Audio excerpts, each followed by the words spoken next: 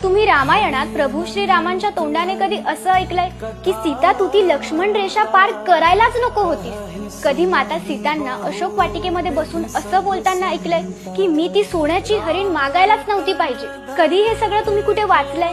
कधी प्रभू श्रीरामांनी कुणाला दोष दिला असं ऐकलंय की सीता तू असं का केलंस, लक्ष्मण तू असं का केलंस, किंवा माझ्या वडिलांनी मला वनवासात का पाठवलं? नाही ना. एका पुरुष आणि पुरुषोत्तम मध्ये हाच फरक असतो. जी गोष्ट भूतकाळात घडून गेलीये किंवा घडली सुद्धा नाहीये तिचा पुन्हा पुन्हा पुन्हा पुन्हा जास्त विचार करून दुसऱ्यांना दोष देऊन वर्तमान खराब करणं, या गोष्टीमुळे कुठेतरी सगळ्यात जास्त त्रास आपल्या स्वतःला होत असतो. म्हणून कुठे ना कुठे प्रभू श्रीरामांनी आपल्याला हा सुद्धा मेसेज दिलाय की जर तुम्ही फक्त तुमच्या वर्तमानावर लक्ष दिलं, वर्तमानात असलेल्या अडचणींना दूर करण्याचा प्रयत्न केला, तर तुमचा भूतकाळ तुम्ही विसरून जाल आणि तुमचं भविष्य सुद्धा खूप छान बनून जाईल. आणि त्यांच्या अशा बऱ्याचशा क्वालिटी त्यांना मर्यादा पुरुषोत्तम